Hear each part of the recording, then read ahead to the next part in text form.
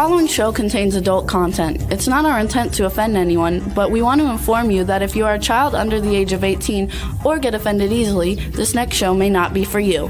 The content, opinions, and subject matter of these shows are solely the choice of your show hosts and their guests, and not those of the Entertainment Network or any affiliated stations.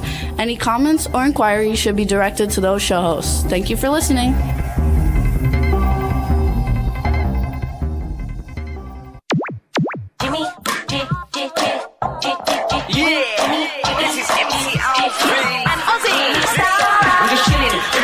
Sitting down and designing, why every man in my thinking, what are we gonna be wearing?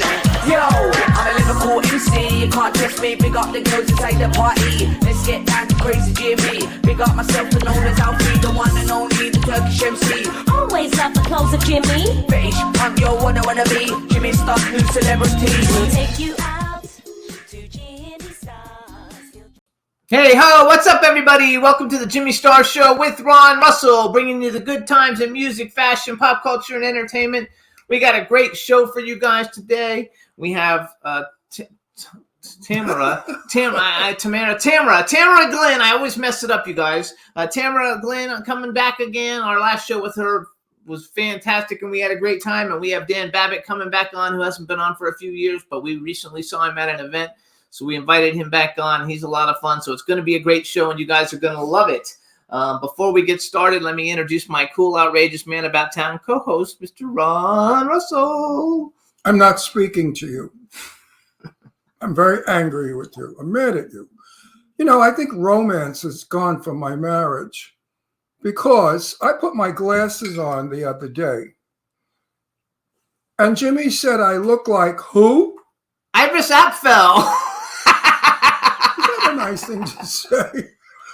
And only people watching can see this, so if you're listening, you got to watch the video. I put my glasses down. Well, now I look like her. That's hilarious. So, I mean, I went from Tony Curtis to Iris. Boy, that's a big drop. Cindy Laley thought it was funny. She's in the chat room. What's up, Cindy? How are you? Could you imagine Iris? I mean, what is she, 100? I think she's like 100 years old. She has her own Barbie doll. Oh, she does. I mean, that's amazing. So, well, what a compliment. What made you ever think that? Because your hair was all sticking up, and she wears big glasses like that, and you both have super white hair. So I told my daughter Leslie and Deirdre this, and they said, Daddy, for Halloween, you should go as Iris. Once you went as Andy Warhol, now go as Iris. Put lots of bracelets, beads, big red lips, and glasses, and just go. Anyway, the strike is coming.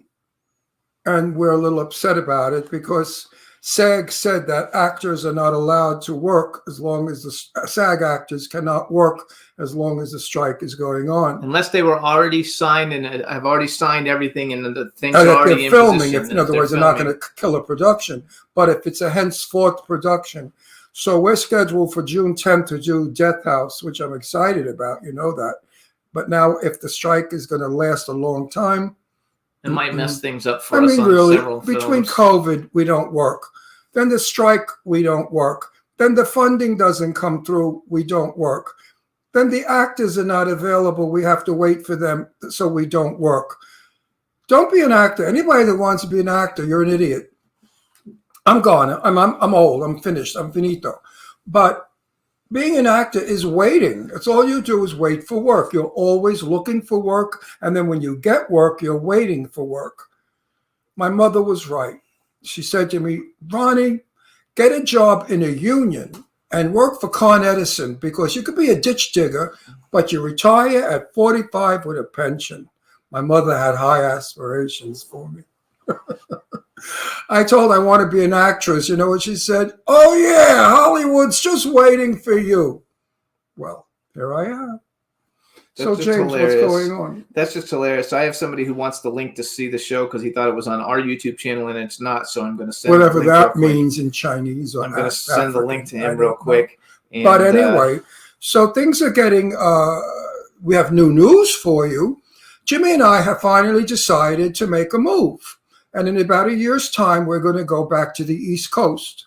And this way we can be bi-coastal, go to work Hollywood, work New York.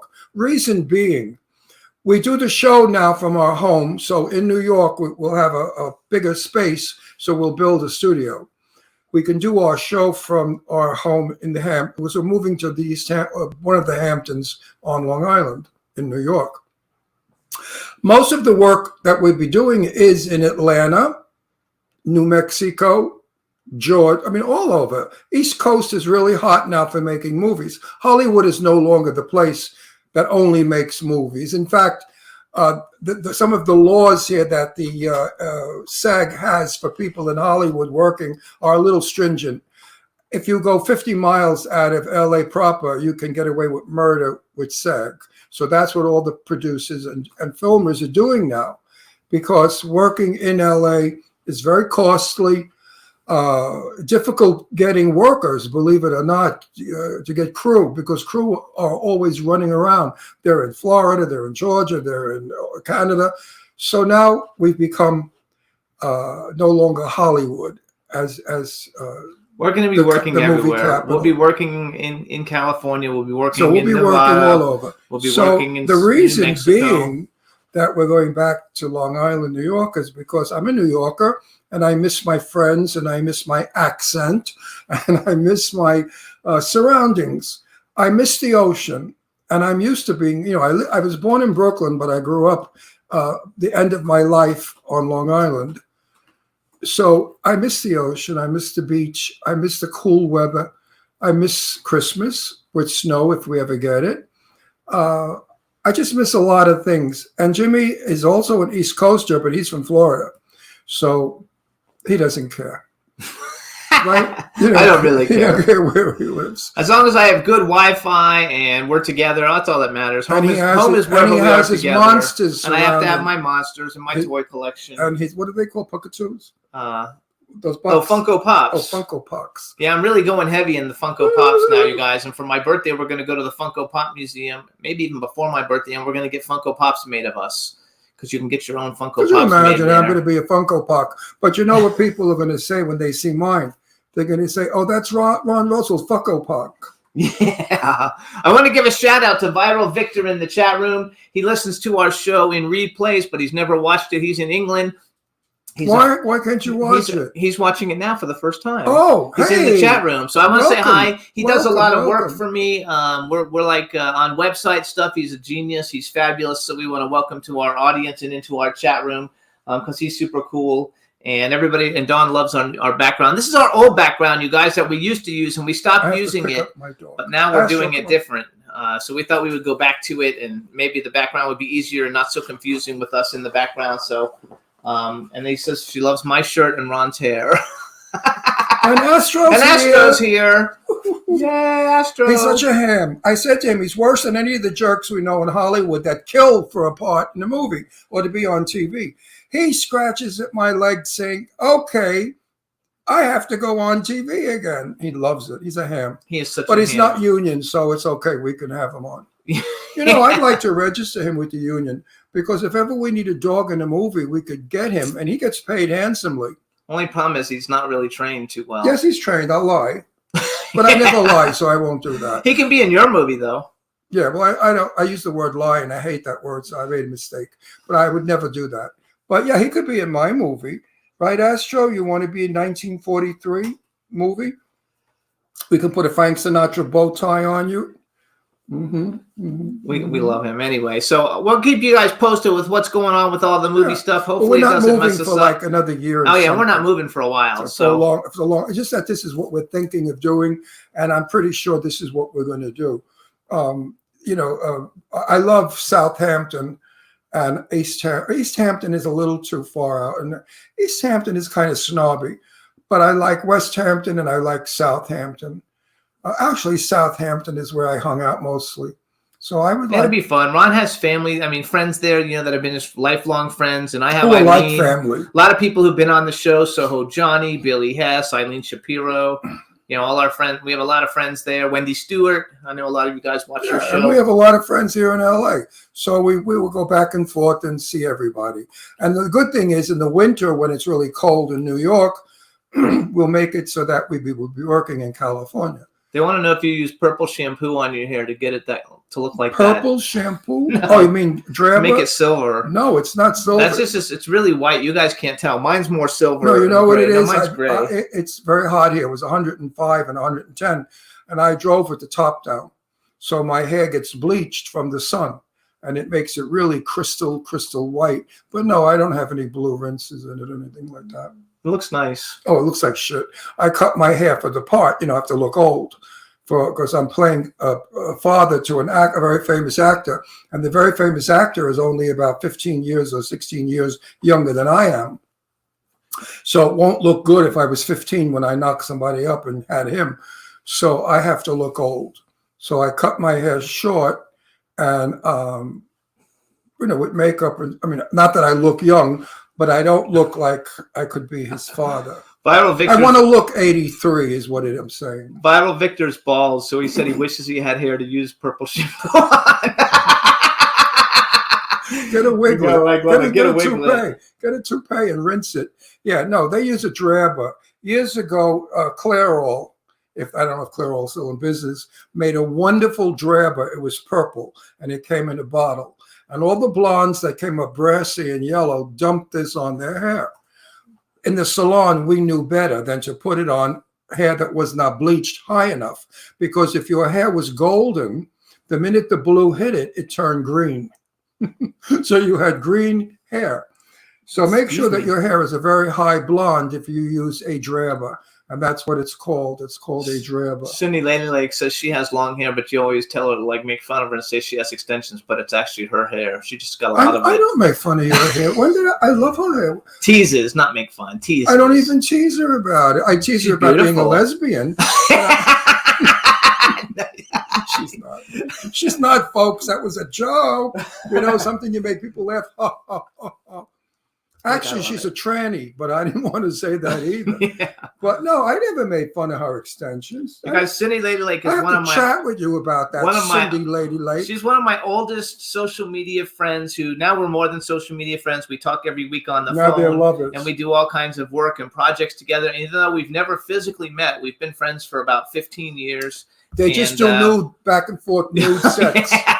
They have computer sex. But nude. She gets naked, he gets naked, and they talk dirty. I don't want to talk dirty with a pretty woman.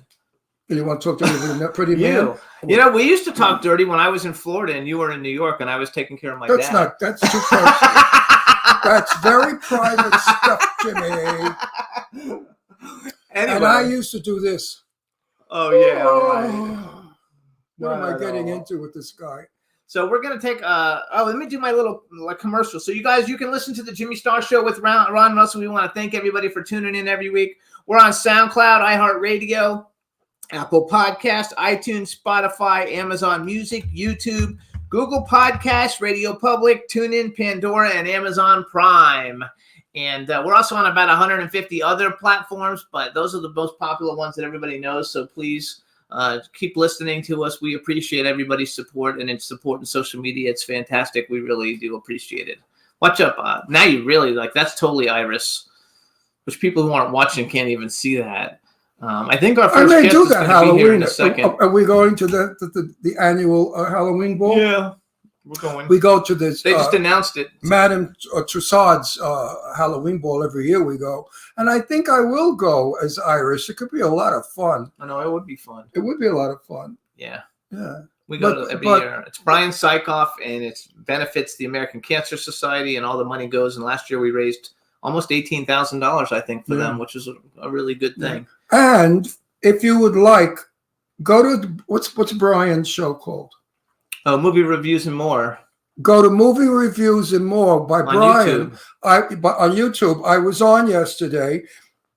Excuse me. And I was politically insane and totally honest and open about what's going on in this world and country. And I thought I would be thrown off the air, but I wasn't.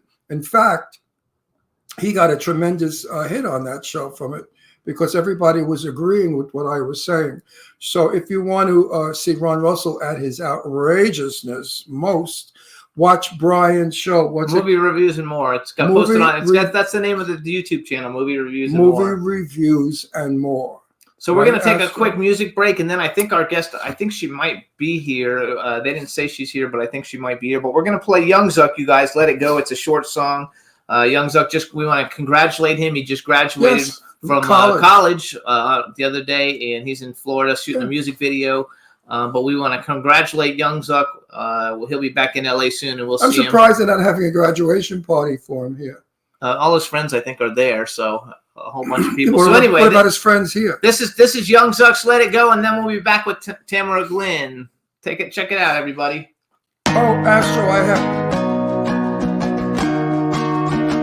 Don't tell me let it go.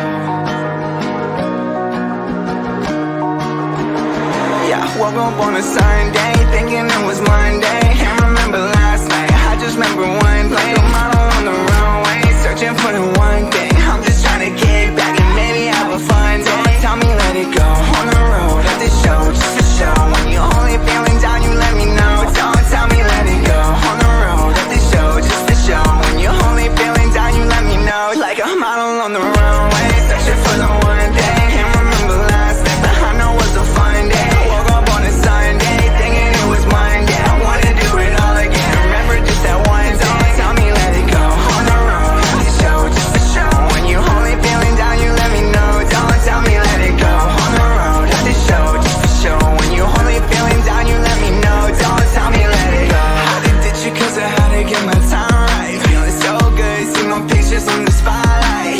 You know it's through, you messed up too. Whenever you call, it's not going through. And now we're rocking at the show up in the nighttime. Feeling so blessed, like an ivy from the lifeline. I'm up past two, I'm all drunk too. And that's just the truth. I woke up on a Sunday, thinking it was Monday. Can't remember last night, I remember one thing. Model on the runway, searching for the one thing. I'm just trying to kick back and maybe have a fun day. Don't tell me let it go. On the road, at the show, just for show. When you're only feeling down, you let me know. Don't tell me let it go. On the road, at the show, just for show. When you're only feeling down, you let me know. Don't tell me let it. Heart overload, heart made it go. Play my cards right, yeah, I will never fold. Gotta let it go, but you won't let me go. Baby, there's no faking, let my true emotions show.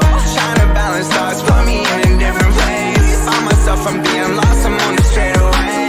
Now I'm on the coast, chilling in another state. Cheers, let's make a toast. I woke up on a Sunday, thinking it was Monday. Can't remember last night, I remember one thing. Model on the runway, searching for the one thing. I'm just trying to kick back and maybe have a fun day. Don't tell me let it go. On the road, at the show, just for show. When you're only feeling down, you let me know. Don't tell me let it go. On the road, at the show, just for show. When you're only feeling down, you let me know. Don't tell me let it.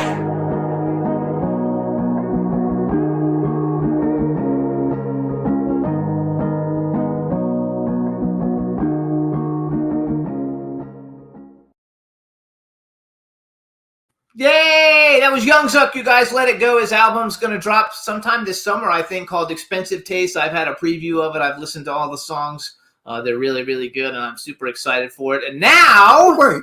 What? I don't know if I'm prejudiced because he's a good friend of ours, and I really like Zuck a lot. He's a wonderful young man. He's a clean-cut young guy. He's not a dopey or a jerk or any of that stupid crap. He's a decent, intelligent, respectable guy with a good talent.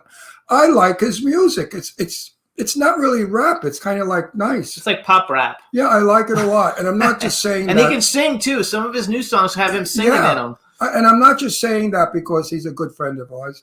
If he stunk, I would have just said...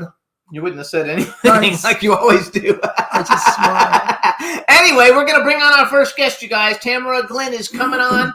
Super excited to see her. We haven't seen her in a while, and she's a fabulous, fabulous talent and a wonderful friend. And so let's get her on here. Hopefully she's there. Hey! Yes, hi, baby. Say something. Yes, how are you? Oh, we're so good. So happy to be back on your show. Thank you. Thank you so much for having me. And this could not have happened at a more opportune time. So, yeah, thank you. Good, we're going to Awesome. hear all about it, right? We're happy to see everything that's like going on. First off, you already know Ron and Yeah, I don't since you've been introduce me. on. We know Say each hi other. to the chat room. There's some people. Hi, still chat room. Hello. All of my love to you guys, and I hope everyone is really happy. Tamara, No, Tamara. I hope. No, I really hope everyone. I hope everyone is having a fantastic super day in the land of where the fuck is Waldo that we're all living in. Yes. So I always get your name. I swear to God, I don't know why I always want to say Tamara when it's Tamara. And I like Tamara better. Thanks, Ron. Thanks for renaming me after 15 I mean, because no, Tamara sounds like a camera, but Tamara sounds like, oh boy, I'm going to see her tomorrow. People to remember my name as say Tamara like camera. And they'll still come back and go Tamara. And I'm like, no, it's Tamara like camera. Tamara, it's Tamara like camera. So here's what I did. So I Googled you on YouTube. Because I Googled you on YouTube to make sure I got the pronunciation. And 3 years ago, you were on Fox News with Paris Randall, who I have not spoken to in years. But believe it or not, he was one of the very first guests on this show 15 years ago. He's such a cool guy. He's super fantastic. And so I actually watched the interview. You guys were at a convention together signing autographs. And it was very cool. Did it get kissy face at any time? Was it smoochy woochy? Well, I have to tell you guys a little quick backstory because we went out to do Fox News down in Austin, Texas, promoting Cult Classic Convention. And so God love him. He has this cute little sports car. So I get into it for us to go to Fox News. It's like 7 o'clock in the morning, whatever. And Captain and Tennille, Love Will Keep Us Together was on playing. That's a good start. I love that song. I made him hit rewind, back it up, play it again 500 times.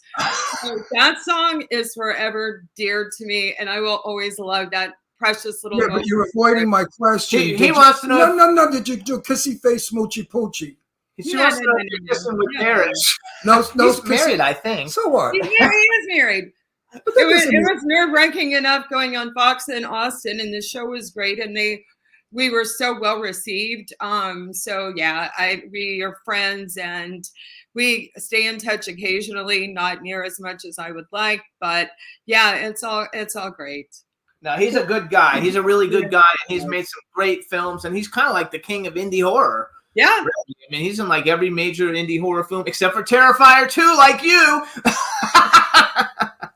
So are you working, lucky girl, if you are? She is. Are you working presently at this? I am working, and throughout the where the fuck is Waldo, where we all are right now, Right. I am so grateful, and I continue to stay blessed that I have all of these years as my backstory that allow me to go to conventions. Oh, but see, I think I've made a decision with the wrong producers to say yes to their movies because none of them are getting funded.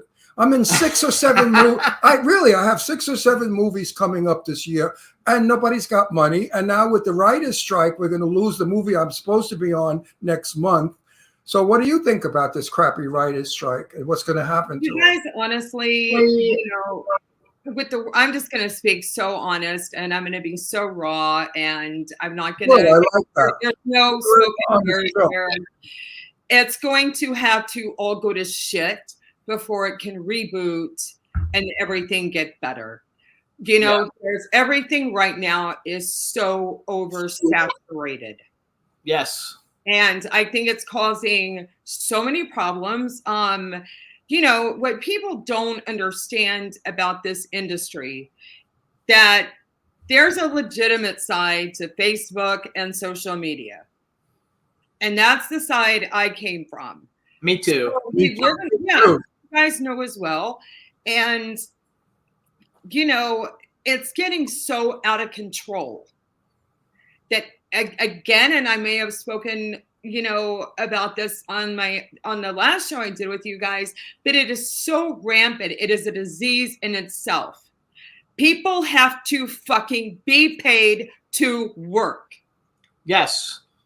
Well, Sorry, who's I'm getting paid? and a spade is spade. Hey, wait a minute. Angelina Jolie gets 25 million. Brad Pitt gets 15 million. They're getting paid to work. This is the problem. These stars, who the hell they think they are because somebody made them superstars, get this kind of money. And the guy like me, or maybe you, who works their asses off, gets minimal wage. You know, unions, well, we owe union, Ron, so you're going to get X amount of dollars a day. So why doesn't Brad Pitt get the same that I get? Well, because he's Brad Pitt. So his name is better than the union. So the union has got to say, hey, Brad Pitt and Angelina Jolie, no more of 25 million. You're not worth it. You're an actor, a person that is, you pee and shit like everybody else, and you're an actor. You put makeup on, you go and read lines like a moron half the time, and you get $25 million. Get rid of half of that and let it trickle down to the rest of it. That is the studio system. And personally, I don't fault Angelina, Brad Pitt, all of the A-listers. No, Angie, I know Angie since a child. You fault at this point because it is so rampant. And I'm going to go back to my eBay theory. You know, once upon a time, eBay was really cool. Yes. You went on eBay, there were niche things you were looking for. If you're a collector, you know, be it anything across the board. And then all these other people start selling. And when you can get everyone to where they can do something, it loses worth and value. Yeah, eBay is shit now. Same way, guys, with consumer technology. Because when you can go to Best Buy or Walmart or on your phone and think you're going to be the next Terrifier, that you're going to have a studio release, that you're living in it's a fucked up world. See. No, listen. And it's got to be called out. And then what happens is, let me just finish, Ron, for a minute, because I'm so over this right now because nobody gets what's really going on, the layers, the dynamics here. You've got everybody, all these people, thousands and thousands and umpteen goodles of thousands of people who have put the time in, they paid their dues, worked their asses off. All of this is affecting everyone down the chain. Yes. Independent film included. It's all of this. Makeup artists, hairdressers, wardrobe stylists. So all of those that have been in the trenches, and then because of social media, everybody thinks they're a star in their own head because they get 10 likes on a post. Then that's what I can't stomach. I hate those people, and I never use the word hate. When I have them on my page, I want to throw up. I was friends with a very important fashion designer. I won't use her name, but she's Asian, Chinese. And she has such a head that she thinks that she is better than God and everybody else. That I was nauseous from her. I could no longer be her friend because to praise her, every day was exhausting. And that's what I have on my page. A lot of people who want Ron Russell, why they need my critiquing, I'll never know. But as long as I tell them how fabulous they are, they're there. The minute I don't mention them, they're gone with the wind. They're gone. They're like. So I don't give a shit. I'm glad they're gone because they're not worth it anyway. I'm so over Facebook. If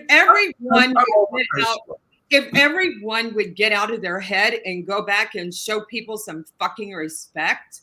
Well, let's not go there. Let's go back to Hollywood. Carol Burnett was asked, would you do your show today? And Carol Burnett said we couldn't possibly do it because what the show cost back then, today would be in the many, many, many, many, many millions, and we couldn't get funded. This is the problem today. As long as we have 15 and 20, look at that, what's his name? He got $1 million for 3 minutes, and they put a plug in his ear because he's got Bruce Willis. Bruce Willis, he's gone, you know. He got a half a day, $1 million for half a day. $1 million. Right. Producers cannot produce a film anymore because these stars are getting outrageous amounts of money. If we got those big salaries, indie film. He's talking about us indie producers like me because I produce film, a lot of film. If we got that money and put it towards the film, we would make a better film. All the actors would be paid better, and everybody would be happier. It's not fair to have royalty in Hollywood. Those days, my day. Joan Crawford, Clark Gable, Betty Davis, royalty. They rule the studio in the world. Brad Pitt does not rule anything because as far as I'm concerned, he's not the most handsome man and he's not the best actor. Now, Angelina Jolie, I know since a child. She grew up in my house, as you know. Everybody knows. I won't say a bad word about her. She's a brilliant actress. But Angie, I love you to pieces, honey, but you ain't worth 25 million. I think too, as a whole, and I think a lot of this too is coming down to everything being so overly saturated with the final deliverable platforms. Yes. I think that's where a lot of this is coming from. And because they need all of this content, be it good, bad. I know so many director of photographies out there that can't even frickin' white balance. But I know writers that are losing writers in Silver Lake. I know two that are losing their houses because they can't get their work. And these are famous writers that have been writing for 20 years. You know, the whole thing with the Writers Guild, they have all these like things that they're trying to get done. But really, the biggest thing that even though it's not number one on the list, what they're really upset about, because I've talked to several of them in the last 2 days, is the fact that they don't get paid for streaming. They're not getting any money for it. And that's not correct. I don't believe that that's correct. I think that they should have been able to, I mean, it would have been nice if they could find a way to not like, you know, make the whole industry fall apart because of it. But you know, SAG is coming up next, and SAG is going to be the, you know, SAG's June 1st. They're going to follow. DGA is going to follow. Follow. I've got this many residual checks. And I've got a whole stack over there. I know what residual wise I'm making off streaming. And it's nothing, right? I mean, nothing. Well, I'm very happy to get a bubble gum. I mean, I'm happy to get a residual check. I got one for 15 cents for something I did 30 years ago. So they wasted the stamp. I mean, really now. Yeah. But I think all of this has to, I think it just like, be it politically in the world right now, it's so, everything is just, the overflow is that we need a reboot. We need a reboot in independent film. People do need to get paid fair wages. It's ridiculous that people in Hollywood, they can't even I don't know how people are doing it. And that's not life. And it's so sad. They're working at Starbucks. You get $18 an hour at Starbucks. And that's more than some make. Listen, I have friends of mine that make these $15 movies, I call them. You know, they're like $20,000. They pay everybody $100. $100. Jimmy and I live in Palm Springs. If they offer me $100, it's that in gas. Cost me that much. So you're working for free. So actually, that's another point I want to bring up to you, and I want your opinion on this one. I can't say her name because it'll involve a lot of people, but there's a very famous actress that we're friends with. She's beautiful, and she's blonde, and she's a wonderful actress, and she's a dearest friend. And she just did a movie. The photography was beautiful. Right. The camera was beautiful. The sound was beautiful. The location was beautiful. The acting was atrocious. You know why? Yeah. Because they didn't have the funding. So they let people in for $5,000 each to be an actor. They did Indiegogo There were about 10 people on the set. My friend, who was a professional actress for years, said, Ron, I worked my tits off. She said it was impossible. Impossible because they were so flat and bad. She said they killed everything I tried to do. This has got to stop. That's why we need to get production where they can get funded. I wish they would bring a studio system back where these people can form a studio. All of my friends out there, Joe Kelly and the Mall brothers, all great producers. The fella in what's his name? Anyway, a whole gang of them. I wish they would all consolidate and form a studio. This way they could get funds and bring back the studio system where only professional actors worked under professional conditions. We went to a movie premiere, and I'm not going to mention it because we love the guys, but They had there was 100 people with one line because each one paid like $1,000, you know, to have a line. So there's 100 characters that aren't even needed in the story. I said to Jimmy, You know? I'm going to shoot myself if I had a gun here. I would do But something. you know what? Those are the ones that I'm literally trying to stay away from because, you know, people don't realize. I mean, yes, and do I serve? I mean, currently, yes.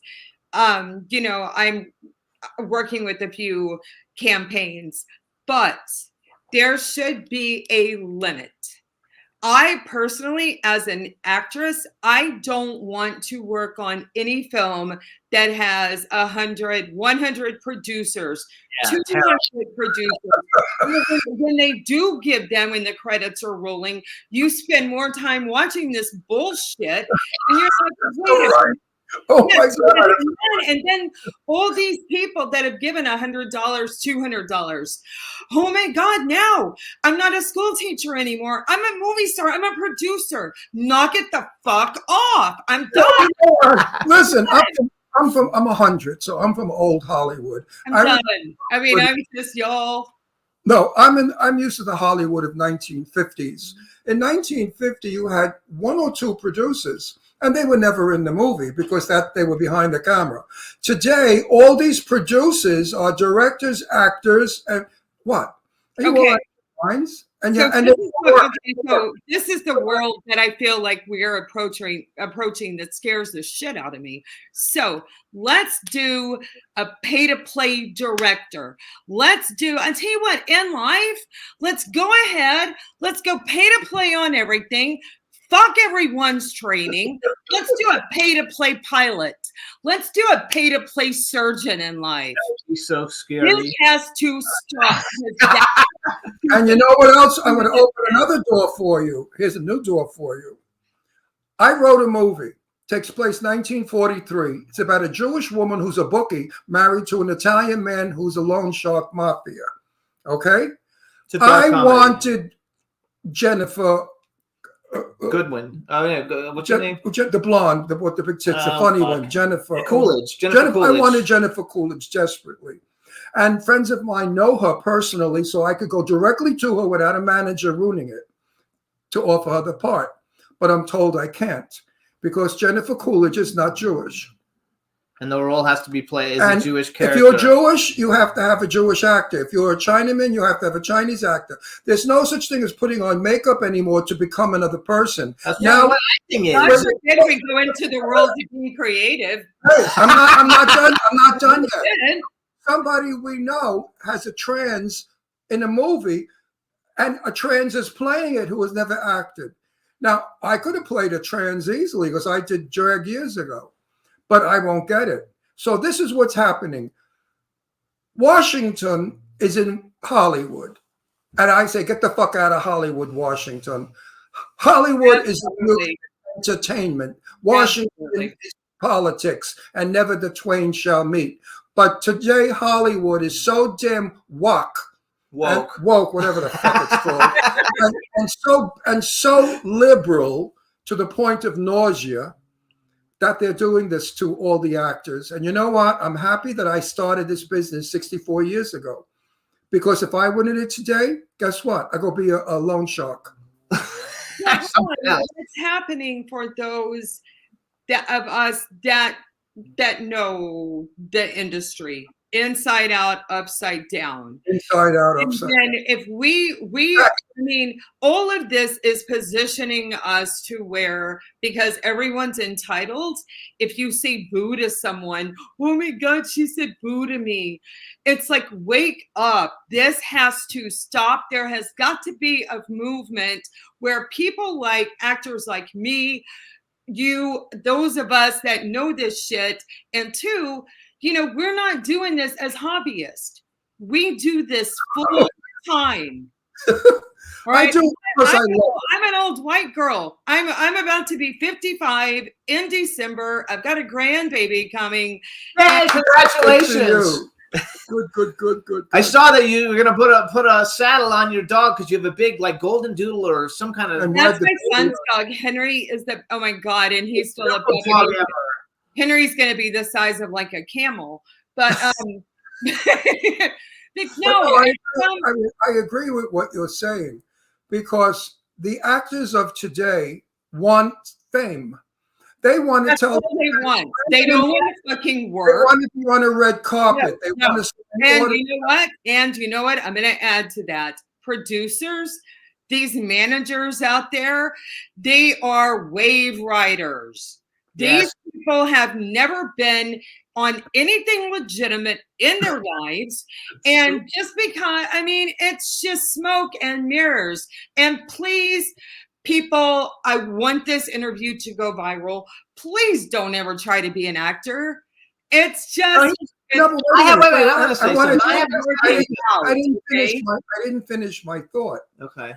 No, I lost it. It was a good. Okay, well, you come back to it. I have two thoughts. Number one, going to the Indiegogo thing. I would not have a problem if Indiegogo raised money for perks, and none of the perks were acting. You get the DVDs, autographs, get to visit the set, something like that. But you don't make people actors. I would be okay with it. You know, raising money that way. You've got people out there that do have, whether it's inheritance, whether it's the retirement, whatever.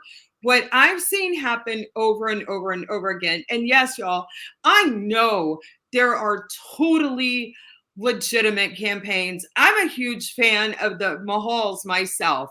I pray to work with Sonny and Michael. I do. I like their films. Their cast members are my friends. I would love to partner. We're friends with all of them. We're very good friends with them. Yes, and they're amazing. Everyone has got to realize the Mahals, the Terrifier producers, the Terrifier team, everyone thinks because of their lack of knowledge that they can do this. They don't understand the team itself and what it takes to obtain any level of success, which to me, success in this industry is being a working actor. Right. Not about the fame shit. You have to become an actor in order to be an actor. Now, when I watched, we're going to use a Mall film because I love Sonny. I'm not saying bad. He shoots a beautiful movie. Right. He's a wonderful, wonderful producer. You know what his problem is? Money. If he had $25 million, I would run to see his film because it'll be an Academy Award winner. Be dangerous. Yeah. No, the Mall brothers have more talent. Michael. No, Marcel Waltz and the Mall brothers have talent beyond belief in our business. Anyway, they just need money. If they didn't have to crowdfund the money and they actually had money, they could put together a beautiful project. I saw their movie, Bermuda Island, and I picked out all the pay-by-go people. They act like this. They put their arms at their side and they stand there and they say, "Oh, look at that. The sun just came up and now the palm tree is swaying. Oh, me, oh, my. Run. The monsters are coming." I said, I'm going to kill myself. What a wonderful film he was making. And my Sarah French was in it, my darling friend. Right. Who was wonderful in it. Just to look at, and she's a brilliant actress. She's probably one of our best actresses around, if not the best of the young girls, the very young girls. So I said to Sonny, listen, I love your movie, but I loved Tommy Knockers.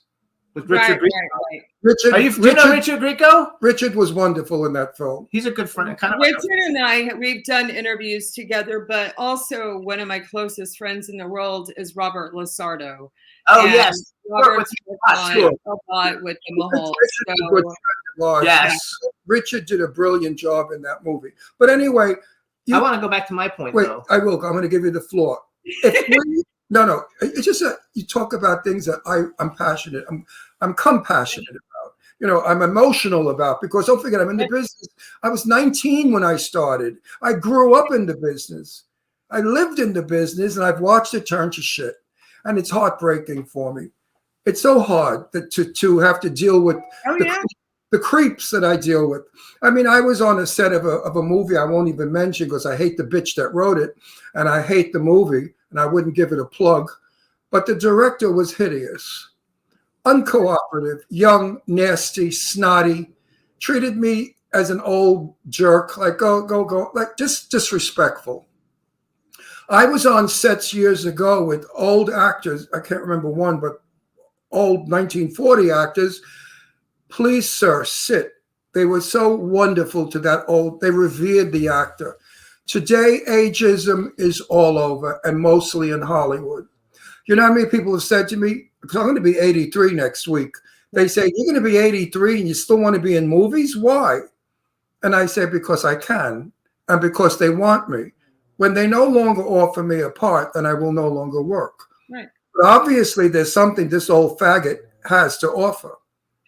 Now, I want to go. Okay, so as far as the producer thing, so I'm going to give an example. So I'm working on a movie, and believe it or not, I've had this movie funded twice, and it fell apart twice, and we're working on it a third time. I've been working on it a long time, and we brought somebody on to produce it with us who has about 200 producer credits on IMDb. And I thought, God, you know, he's like produced all these movies, and he's got executive producer credits. He's got to know how to do stuff, right? So we brought him on the team.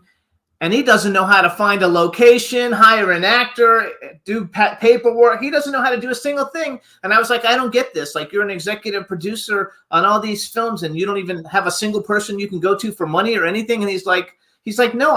He said, I paid a little bit of money on every movie, and I got 200 credits, you know, or 100 credits because I paid money, but I don't know how to actually do anything. And I was like, you have to be fucking, and that's what has to stop.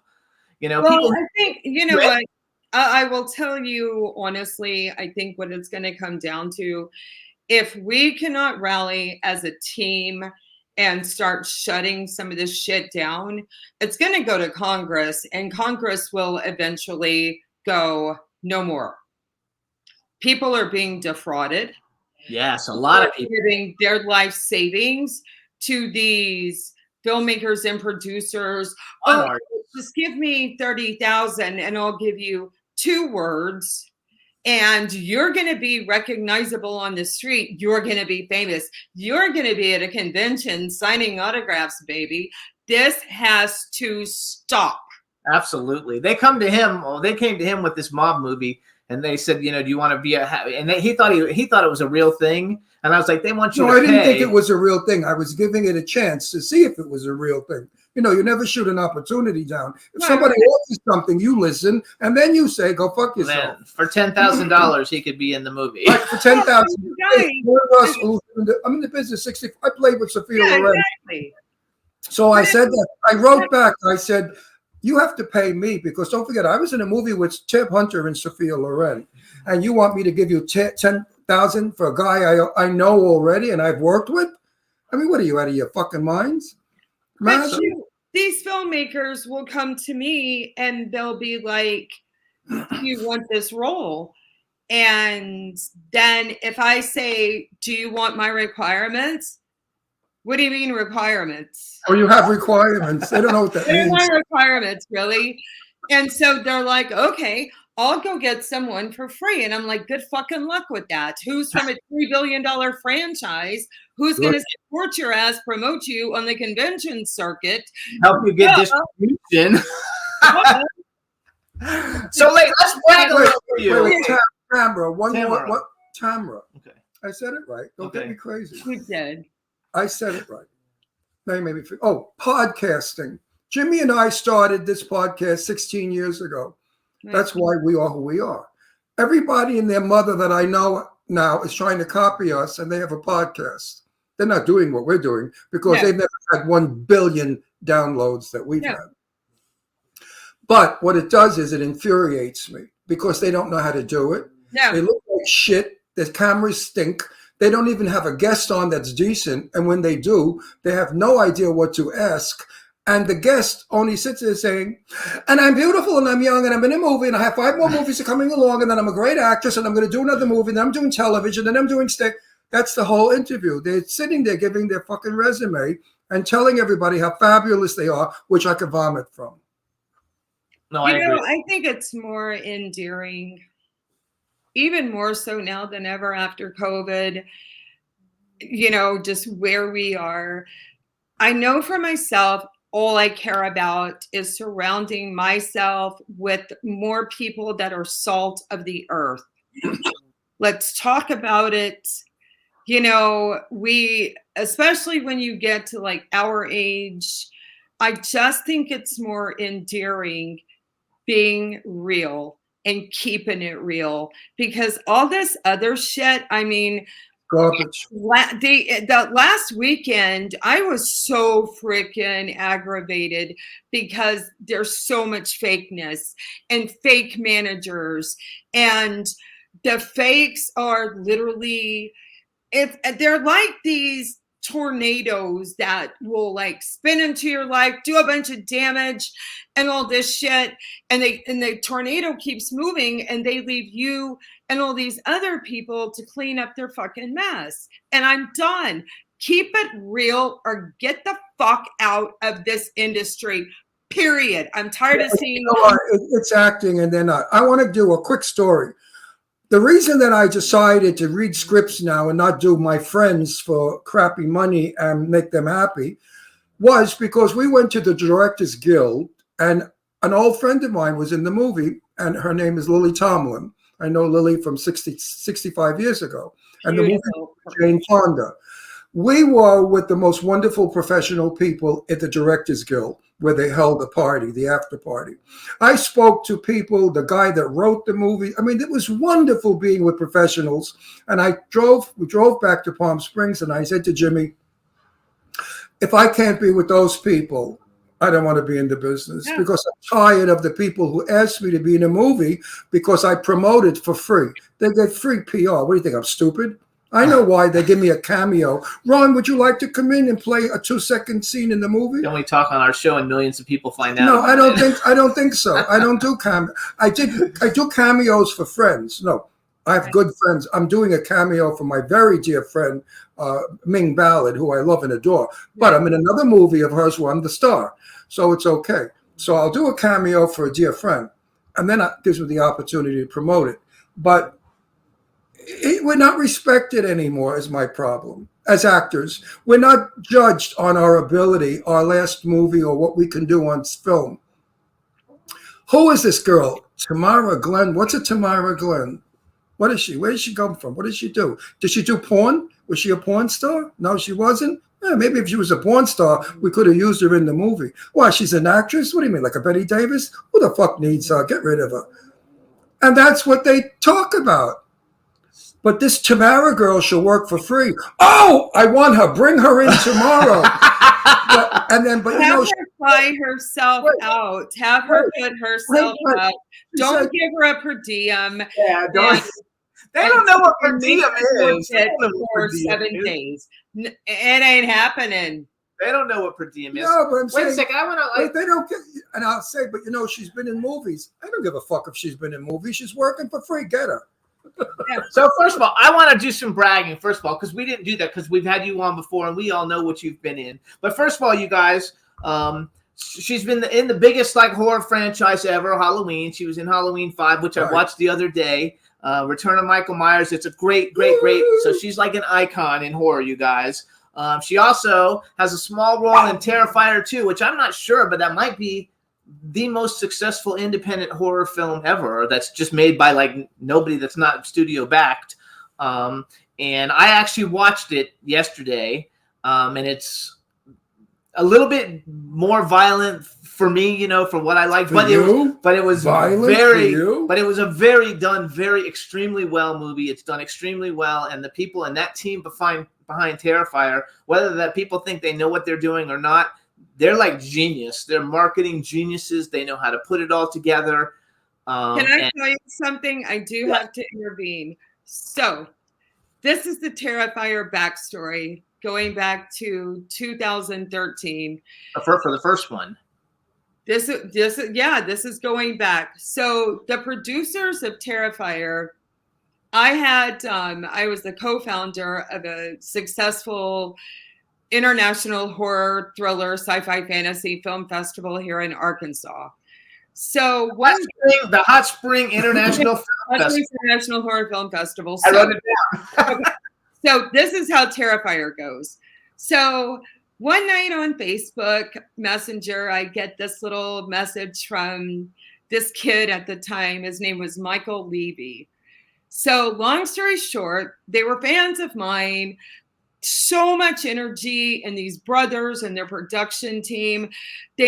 So they had a film that was going to be screening in my festival. So I'm like, you know what? Would y'all be interested in shooting some like B-roll for some marketing for me, all this kind of stuff? They're like, sure. We're going to drive all the way from Staten Island down to Hot Springs, Arkansas. We are all going to have the best time. Going to be the best time ever, Tamara. They walk in the door. Their energy level was anything like I've ever seen in my entire life. So basically, I birthed the producers of Terrifier back in 2013. Awesome. That's the ongoing joke. So when I saw Terrifier, the first one on Netflix, after I sat there for 5 minutes going, what the hell did I just watch? So I called up Michael and I said, listen, I want to be a part of this. I don't know what this looks like, because I knew they were gearing up to start production on, Terrifier 2. And I'm like, I want something in this movie. I mean, it's just because we're like family. They're like little brothers. It made sense. All made perfect sense. So anyways, yeah, I took a cameo, and I never in all of my life thought that cameo, and of course people know him from Halloween, but still, I never thought that cameo would have had as much effect that it's had and been so well received. Oh my God. I mean, Art the Clown has action figures, and like I'm watching them on eBay waiting for one, to get a little bit less expensive, because they're like expensive. They're beautiful. Art the Clown. And you know what? All of those guys are the absolute best. I am so proud of each and every one of them, because you know what? As well as it's done, they are still the salt of the earth. Yeah, they're terrific. And you know what? There's no ego. I'm one of those people who praises all of that. Like I give them total. I know, because I hear a lot of people in the community, and everybody's so jealous that they were so successful and how what they have worked hard, and it wasn't like they made a movie and 2 weeks later it happened. I mean, no. Even the second one, I think it took 3 years. I think I read for them to make it. I mean, this is like a labor of love, and I'm so happy for them. And I think one of the guys got signed to William Morris. Damien did. Yeah. Damien Leone got signed to William Morris on the success of it. And you know what? Congratulations to them. It gives everybody something to achieve, like to aspire to be like, to have such great success. You've got to have, anytime a filmmaker take the kind of risk cinematically that Damon, because basically the film reads to me, I'm going to do this my way, my vision, and we're just going to put it out there and see where it goes. And my God, what a beautiful experience. But also the success of that film and Art the Clown Appreciation Society. It's all a reflection on the team. Yes. Oh no, absolutely. I absolutely. They have one hell of a team, and right now, in horror independent film, nobody can touch them. But you know what, Tamara? There is no team anymore. I'm in a lot of films, and I don't see the crew as a team. It's nobody talks to anybody. They all, I don't know what they are. They're young jerks or what? What the hell is going on? It's ego. A lot of it's ego, and it's a lot of the filmmakers are bringing on their friends. They're not bringing on experienced people. It's causing a shitpot-load of drama. There's a lot of fraud on some of these sets, and it needs to cease immediately. Years ago, when I was on the set with Rock Hudson, he was so nice to every single person. Right. I so regretted that he never grabbed me and kissed me either, because, he was magnificent. When I got on that set and I went up to him and I said hello to him, and he spoke, his voice was vibrating. He was the most breathtakingly gorgeous man I have ever seen in my life. What a pity that man had to come to such an end, and a sweetie pie. But the crew loved him. Martha Ray, my old friend, we all had a wonderful time on the set. I was just on the set of that crappy movie with the bitch I hate that wrote it. And she was a very dear friend of mine, no longer, by the way. And she was not even nice to me on the set of the movie she wrote that she invited me in as a cameo. Not even nice or respectful, nothing. They change. They get on the set and they become this woke. They're all prima donnas. I have it in for woke. You guys, it's called entitlement. Yes, entitlement. Just so they can get on social media and post that, oh my God, they're on set. They're making a movie. Are you fucking really? Because I haven't seen you do one goddamn thing for like 3 days. People. You have a movie that I think it's in post. I wrote down it's in post-production. I'm only bringing it up because we know almost everybody in it. A Chance Before Hell, because we're friends with, actually, they've all been on our show. Jessica Morris, Alyssa Dowling's a good friend of ours with her husband, Julianne Prescott. I know Robert Lasarda's in it. Yeah, Johnny Gibbs, yeah. We've never actually met. Robert Lasarda's the only one we've never actually met. We haven't ever met him. I feel like we know. But he's in every movie that like a lot of our friends, good friends make. So we see him. Plus everybody. So Nip Tuck, he was so great. In Nip Tuck, it was scary. We'll get him on our show. Yeah, he was great. But I think that. So what do you have coming up? We have 10 minutes left before our next guest. I want to ask her a question. Okay. What is the biggest regret you have in this business that has happened to you? Something that you say, oh my God, I'm so sorry that happened. Second guessing myself. You do that?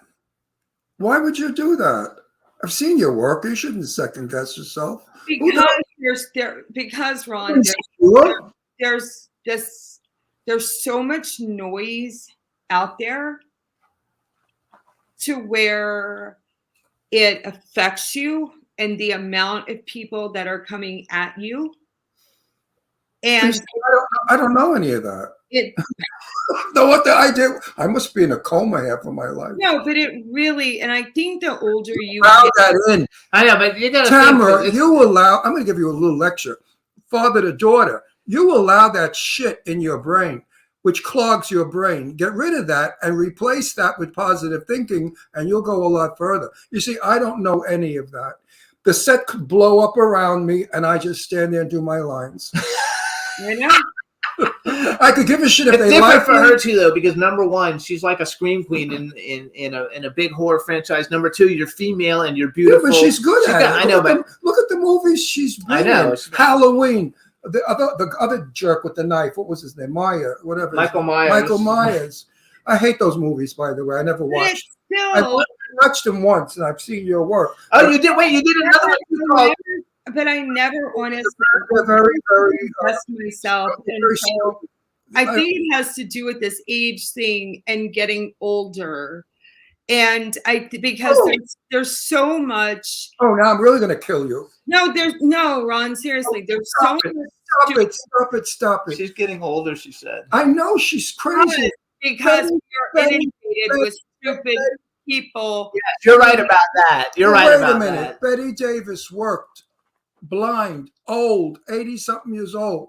They had to feed her lines on cue cards. Betty Davis. You could work forever until your last day. You could work at my age.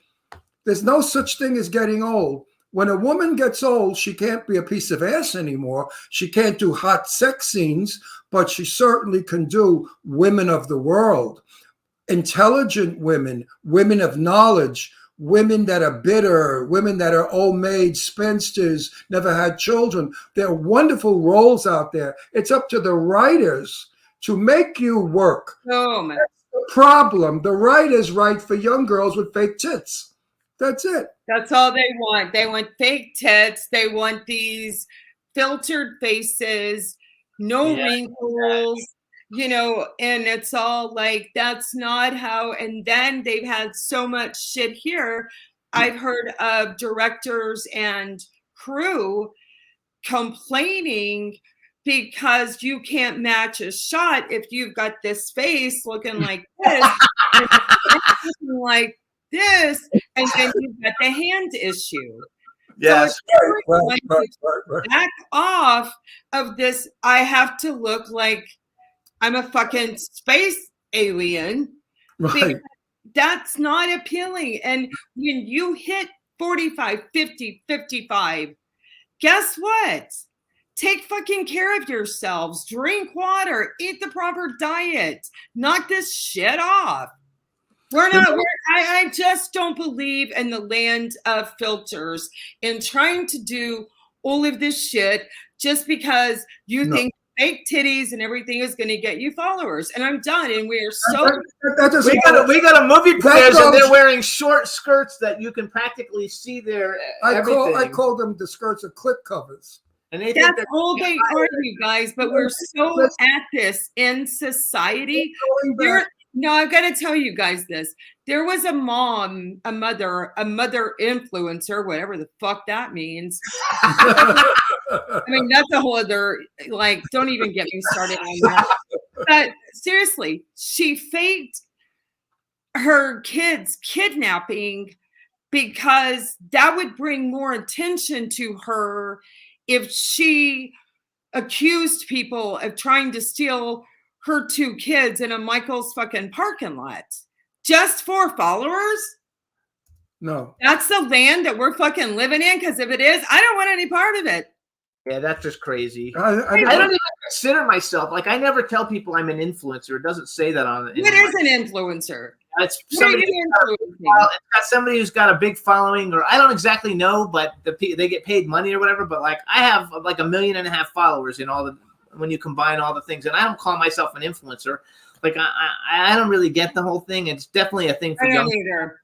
I want to mention one other movie, and I don't know if it's coming out yet, just because we've only got. I want to say one thing. Remember one thing. There's Meryl Streep. She's no spring chicken. She's a hero. She's all the way up in the 60s, and I understand. She's a hero. She's not able to memorize lines anymore. Would you believe it? I heard a rumor that she uses a plug. But anyway, I don't know if it's true. But Meryl Streep uses a plug, and she's still working and acting. And what is she, about 65, 67? No, she's older than that. 70 maybe, 72. She's no chicken. She's fabulous. So I don't ever want to hear you. If ever I meet you, you ever say anything about age, I'll smack you. Because age is bullshit. It's your energy level that's your age. Remember that. People say to me, how old? They say to me, how old are you, Ron? I said, well, my energy level is about 25. And remember that, because you have high energy level also. I do. You do not have energy level of a 40-year-old woman. It's so hard, just, in this fake ass land we live today. It's just so tough because of the filters and the Botox and all the fake. That's for the jury. And then there are those of us out there who just want to look as real as we can and let the aging process be so graceful and so beautiful. I don't care what I look like. I want to be the character. I just cut my hair short, which I hate because I have to look about 83 or 5, which I was afraid the producers, because I played the father to a very famous actor in a very important movie. Right. And I don't want to lose his part because it's a wonderful part. But he's only about 15 years younger than I am. And if I look 15 years younger than I am, how can I possibly have a son the same age? So now I'm letting my eyebrows grow in gray, and I cut my hair short. I want to age myself for the part. So I don't give a shit what I look like. My days of over. They were over when I was 21. We need to come up with a very cool indie horror project, and then we put it together and put something out. And do it with professionals. 100%. And I'm all about, I think I worship you guys so much. And I really say this because you guys are so experienced. And when I interview with you guys, I love it because it's real. It's a real interview. And it's like a breath of fresh air. And you guys are, honest to God, such a beautiful beacon of light. And, I mean, seriously. And I'm just. I would have rather than you said you were a great hard on. That would have been better than a beacon of light. No. So I want to mention one other thing, because you have another movie I saw on your IMDb called Protégé Moi. And I only bring it up because we love Dave Sheridan. He's been on the show. Yeah. Ron's been in movies with him. And Felissa Rose. And Ron's worked with both of them. Wait, let me just tell you a little bit about Dave Sheridan. He has a wife that has, I think, MS. And this man is probably the greatest husband in the world and father. He adores that woman. He worships her. He waits on her hand and foot and works. So Dave Sheridan, to me, is a super duper person. Have you ever worked with him? Yes. I went to my coma again. But don't you love him? He's terrific. And Dave Felicia's in. And Felicia's in Terrifier 2 with you. I'm sure you know Felicia because she goes to all the, Rose. Yeah, yes, I she's work fabulous. We love them both. They're very, very fun. But Dave is one of I'm my saying, just like in 2013 when the Levy producers came to my film festival in Arkansas, Felissa was there, you know. This is all over. And so like Felissa and I go like way back. Yep. And the only thing, I guess, the kind of mood I'm in right now is that I want people to understand how long Felissa's been in this, how long I've been in this, how long Losardo's been in this. Forever. Let me say something about Felissa. Felissa has children. Yes. She has children. She has a big house. Children. I mean, but we do this full time. Yeah, she raises a family. She runs a home because she's Italian. Those of us that do this full time, when we're working, show us just a little bit of respect or be nice, kind. Treat us because just treat us the right way, because you know what? We're all really sweet people. And we're what did you say? What did you use? Treat us all kind. I thought she said old. No, we've been working for a long time. We've been in this business for a long time. But these newcomers and anybody that wants to do this, please, dear God, go away. Yes. So everybody, you can follow Tamara at Instagram is Tam Glynn, TamGlynn. Check out all her work, and she's got a bunch of stuff that's going to be coming out, and she's fabulous. She's a lot of fun. So please, I'd like to work with you. I think we could get something. We're going to, Ron. We're gonna put something. Jimmy and I are in talks. Yes, you could be my daughter, and I could be a very strict dad with you. No, we love it. You cannot go out past midnight. And before we leave you, I just want to say congratulations on your soon-to-be grandchild. Yes, that's a wonderful. I think it's wonderful, and that's an Oscar. And that's a wonderful thing. So congratulations on that. And anytime you have anything to report, let us know. We'll bring you back, and we're going to talk because I want to do something with you. You know what? It's really funny, you guys. I'm going to tell you this really fast. Of all months for my grandbaby to be born, October is my month because Halloween has been my life. This little baby girl the due date right now is October the 14th, and we could not be. No, I'm October the 15th. I'm October. Oh my God! Yeah. So I want the best for you and your grandchild, and I love the dog, your son's dog, whoever's dog is. The dog is so beautiful. I see pictures of it on Instagram, and I'm like, oh my God, that's the most beautiful dog ever. Yes. So congratulations with all of it. We'll talk soon. And thanks so much for coming on the show. You guys so much. And everything you said was true. I agree. Love it. I love y'all. Love you too. Thank you. Love you. Bye. Bye. Yay. I love her. Honey. She's so cool. She's a sweetie. Yes, she is. Oh, yeah, fabulous. All right, everybody. So next up, we're going to bring on our next guest. And we're a few minutes late, but he'll be okay. And I was actually wanted to play another video real quick. So let's do this, you guys. While we're getting him ready, we're going to play Emblem 3 Sunset Boulevard Acoustic. It's only like 2 minutes long. And as soon as we get back with them, we'll be back with Dan Babic. And you guys are going to love him. Enjoy. Oh, yeah, the sauce? 1, 4, 5. Kill it.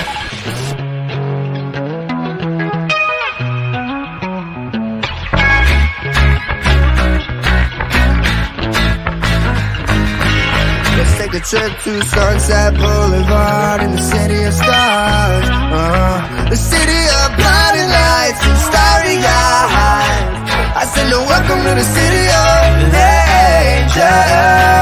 Oh, oh, oh, oh. The city of angels.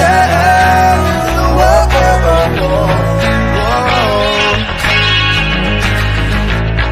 Yeah. I love my women like I love my juice. Naked, all natural, no preservatives or fakeness. I like my ladies like I like my Brady's and bunches. Got the six pack, I ain't talking about that crunches. Hit it till I quit it like Tyson's punches. That's how you gotta rock if you wanna punch it. I swear, make it less busy. Buzz cute, Betty got me dolly dizzy. I'm lost in her eyes like, oh my God, where is she? Down here in SoCal, we getting busy in the city. Getting busy in the city. Let's take a trip through Sunset Boulevard in the city of stars. Yeah, city of blinding lights and starry eyes. I said, welcome to the city of angels. Whoa, city of angels. Whoa. A bright future reflects off my aviators. Here's a peace sign going out to all my haters. High five, keep done, no hurt hand when we get samples at Yogurtland. And we chill smooth, talk about Betty Blumby. Kill Bruce, play Call of Duty Zombies, yeah. Starting to get the best of me while she makes her mind up whether she wants me to wrestle.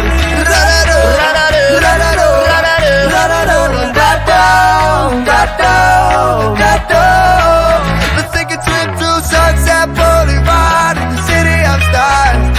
Yeah, city of bright lights and starry eyes. Welcome to the city of angels. Whoa, city of angels. Whoa.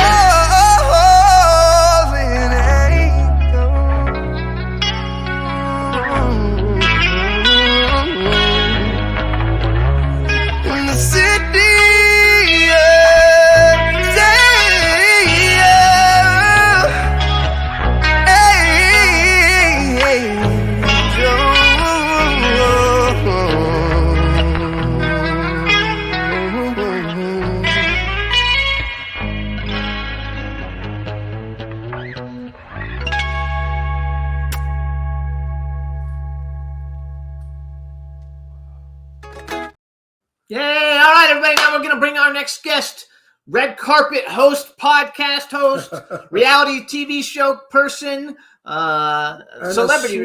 a sweet guy too. Dan Babic, you guys. He's a sweet. Welcome him to the show. Hello, everybody. Hello. Man, look at you. You're always looking so handsome. You're always so dapper. Yes. Oh, well, thank you. Well, especially around you guys. bet You guys you have got knock going the on. guys So. I bet you knock them out, all the guys, when they see you.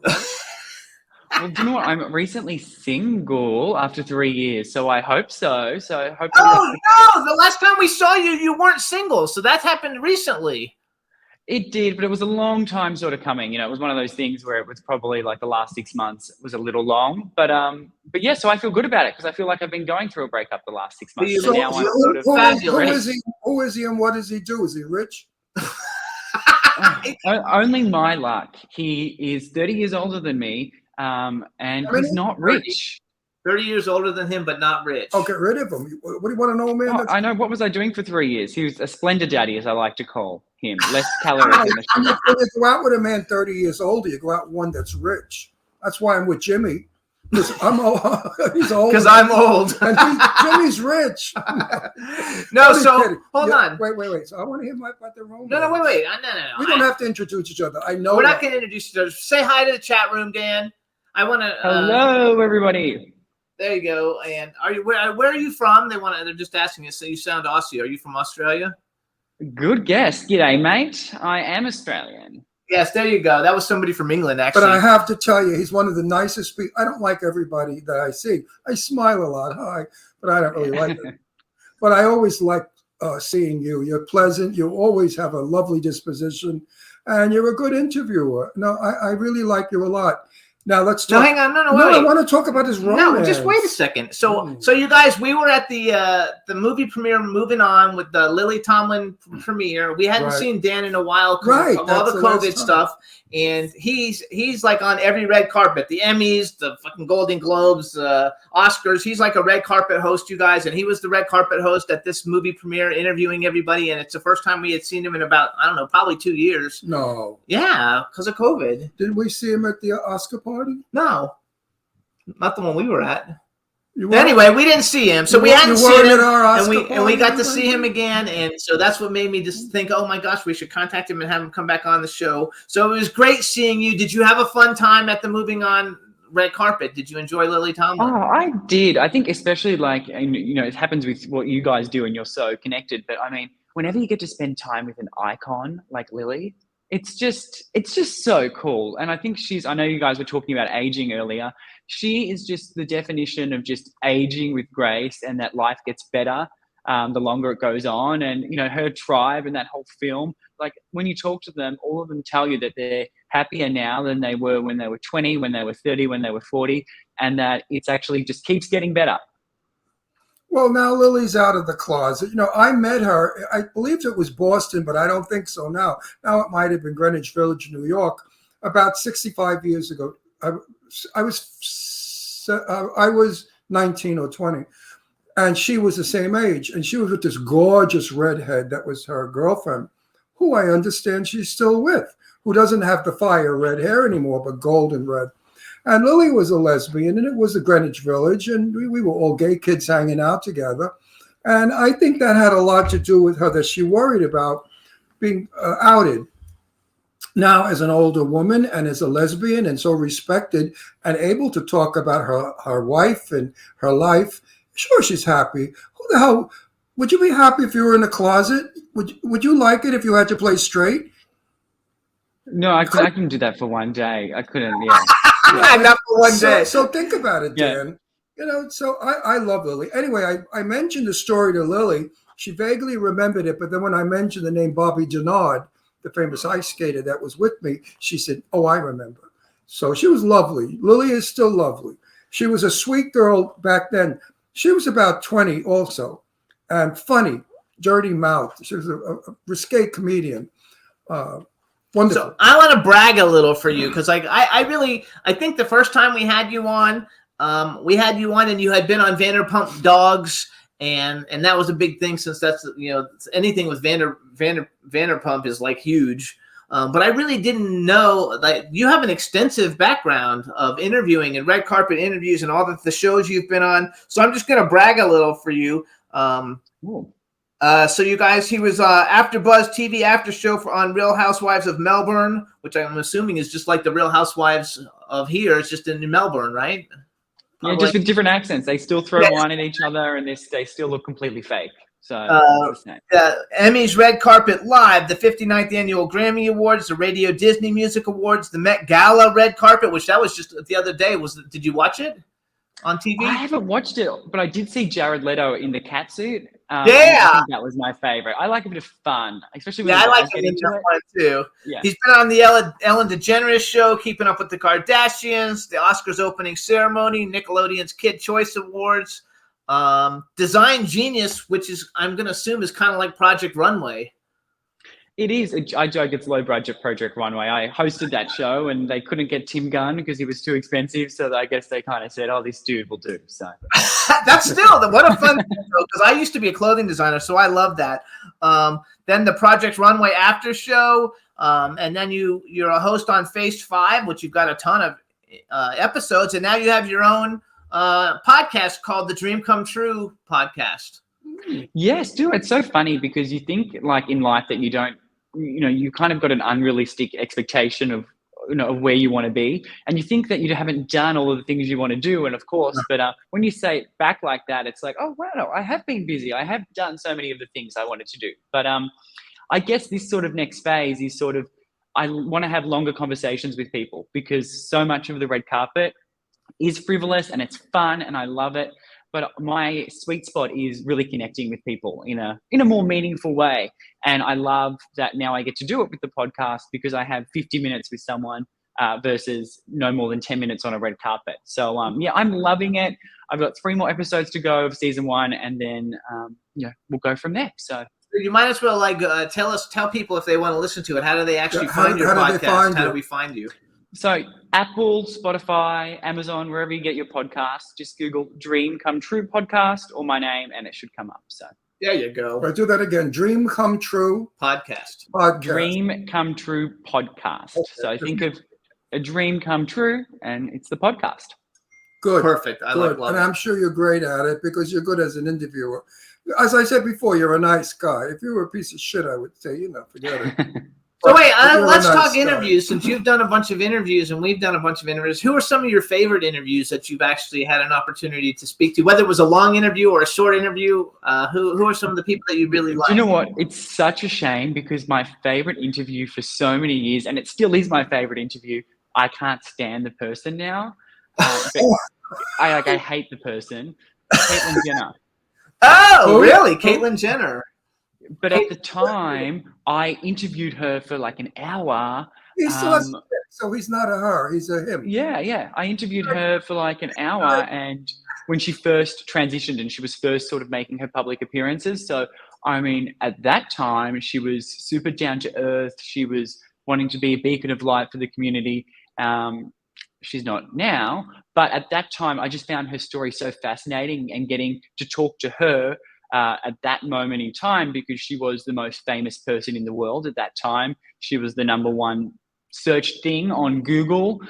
So, being with the most sort of famous person or in the world, in the room, was really interesting. And I think the most interesting thing of all is how normal she was at that time, and how it didn't feel like a big deal. It was just a person revealing their story. No, I think that's like cool. Well, you know something, I'm tired of, I did drag for years. I don't know if you remember, I impersonated Jane Russell. Believe it or not, I did look like her back then. And I worked in all the straight clubs for years as a stand-up comic and singer. And I never considered myself a woman. I was a man portraying a woman, dressed as a woman. As long as you have a male jewelry, the jewel box is male, you're a male. So these people that say they're a woman and they dress in drag, no, you're portraying a woman. If you have your dick taken off and a pussy put in, then you're a woman.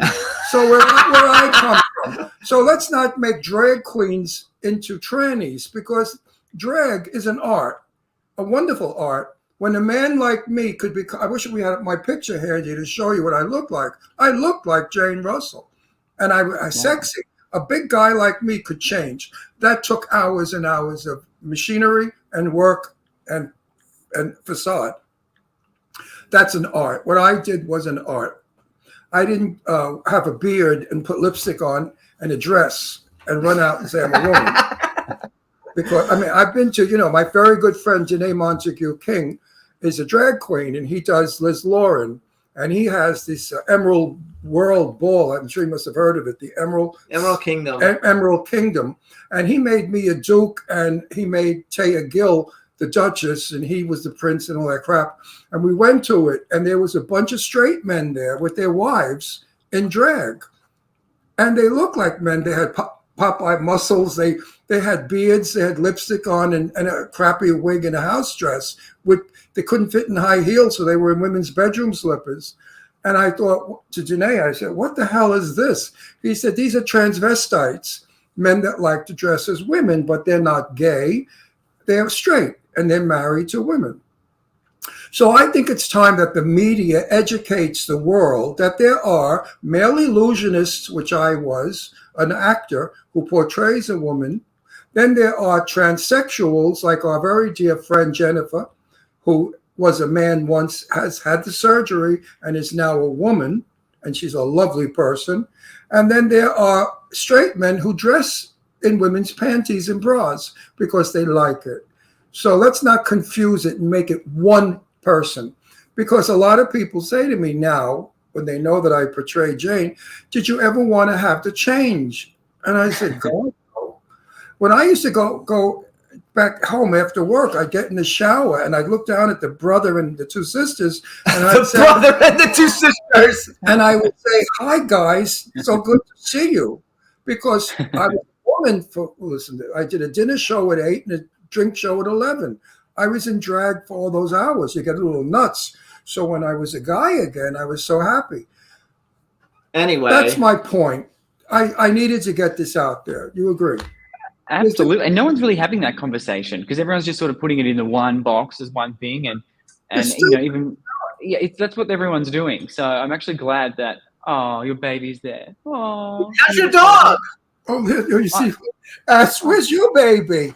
Look at, you know, he's busy working on his new album, you know, modeling shoes. You guys, Dan has the cutest dog, and he takes it a lot of times with him. We went to the Marcel Waltz Pretty Boy premiere, and he brought his dog. The first time we met him was at, was it Sue Wong's Oscar party? No. Somebody else's. I met you at an Oscar party. Oh, yeah. Where did we meet you the first time? You were with some guy and a dog. You had your dog. Do you know what? It's all a blur. It's all a blur. It was some event. It was some event. A long time ago. And then we've seen you a couple of times with your doggie. Your dog is adorable. I wish I could bring him with me. I hate leaving him home, even though he has a sister, Brandy, who's here. So your dog is well. Oh, yeah. He's very well. And that's my joke. When he's not here, I say, oh, he's recording his new album. It's coming out in spring. That's like super. No, he's well. He's really well. I love him so much. And I just have to be very careful that I, because I do travel a lot, that I don't bring him every day or bring him to every interview, because then he gets too reliant on me and it's too hard when I have to go to Australia where I can't bring him. So I wish he was here. I miss him on my lap. Yeah, I do that. When I go to LA, I can't wait to get home to see Astro. All right, now enough of the baloney. Let's get to the real stuff. So how'd you meet the guy? Well, they're not together, so why does he want to talk about it? What do you mean they're not together? He just told you. He just broke up with the guy. They were together for all 3 years, and the last 6 months weren't so good, and he just broke up with them. So you're trying to ask him questions about him, and he's like, I just got rid of that guy. He didn't have any money. You know what? I really sometimes don't hear too well. So you're single. He's single and ready to mingle, baby. Have I got a guy for you? Ooh. I'm going on pause for 3 months, just because I think I don't want my next thing to be a rebound. But yes, 3 months I'll be off pause. Let me know when you're ready for a date. So now, do you like to go out with guys? And the guy is nothing shitty. He's a good guy. Do you like to go out? Do you like to go out with people who work in the entertainment industry, or do you prefer it to be someone who's not in the industry, so that way you don't conflict in any way? Well, you know, I'm a bit of an old school girl. I'm like, I would rather have someone that's in the industry that can help your career. Why not? Yes. No, but to me, it's really just about who they are as a person. I really don't care about anything rather than who they are as a person. So what they do is sort of irrelevant to me. It's more about the person. So that's good. So what made you break up with the guy after 3 years, if I'm not being nosy? Oh no! Well, do you know what? It's actually, I think sometimes things are a blessing in life, because I am Australian, so I'm renewing my visa right now, and it would have been easier to get married. So the question of marriage came up, which made us kind of question our relationship. And he didn't want to get married.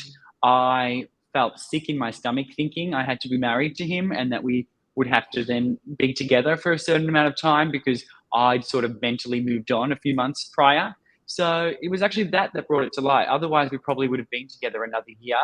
And that's time that you could be out there meeting someone that's more suitable. But it actually is all hunky-dory. It ended really well. We both feel the same way. And that's what life does. Sometimes people are in your life for, what do they say, a reason, a season, or a lifetime. So that's right. Also, 3 years ago, you were not the person you are now.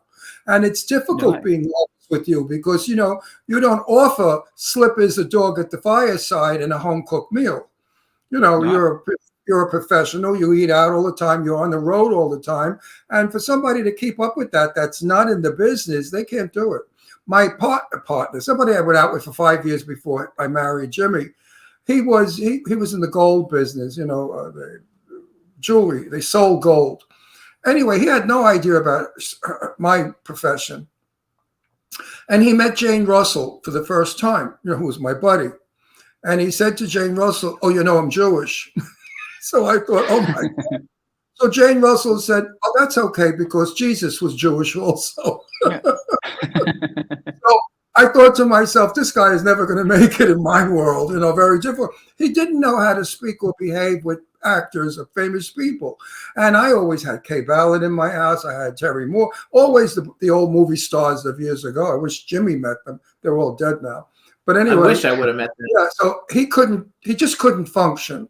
So he sat in the corner brooding. And he realized that it wasn't working. And I said to him, no, and I'm not giving up my life, my work. And we just don't have anything in common. So I went with him one time. He rented a hotel room here in Palm Springs where he was buying gold, because that's what he did. He was Gold Guys, the company. And I sat there with him trying to buy gold with him. He fired me. He said, you talk to me. He said, you talk too much and you're not good with numbers. No, you know what it was? Somebody came in with a wonderful piece of silver.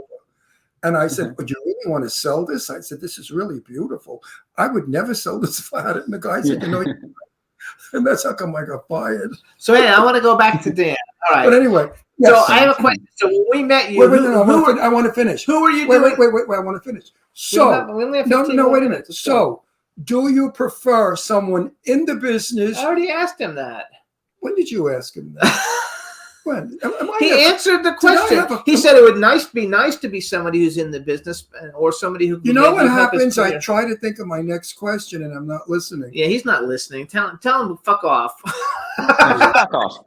Yeah. No, I want to know. And the next time you say, honey, I'm going to say, yeah, you fuck off. No. Yeah. So when we met you, because what is Phase 5? Is that who you were with when you were on the red carpet, or is that something totally different than when you were on the red carpet? No. So most of my red carpets, I've done all sorts of different outlets, but most of it's with this online platform called Fab TV. But Phase 5 was a thing that I wish worked out. It was from one of the creators of Oprah. And it was after the election where Donald Trump won. And she tried to create a show similar to The View, but for millennials. Kind of, trying to show that it's okay to agree to disagree. Okay. And that's what we aim to do. And, Stedman was involved in the early days. And, I was really excited for it. And I think that's still something that we've got to try and get to in some ways, trying to find agree to disagree, because it's just not something that's viable right now or happens. And it's difficult because everything's so... But she was crazy, the creator, and she was abusing prescription drugs, and it just got to a point where no one wanted to work with her anymore. So it fell through. But had she not been the owner of the show, I think it really would have taken off, because we had all of the people behind us that we needed. So, who was the most difficult interview where I've had them where you got to pull teeth to get any word out of them? I did Cliff Robertson. And I was talking to Cliff in the interview, So I got annoyed. I said, Cliff, I hear your wife is a bitch. I had to wake him up. He said, oh, no, she's not a bitch. She just plays bitches in the movies. And then I got him to talk. Did you ever have to do such a thing? It's funny. It's always like someone random. It's like, like one of the cast members of Vanderpump Rules, even though I'm in that world.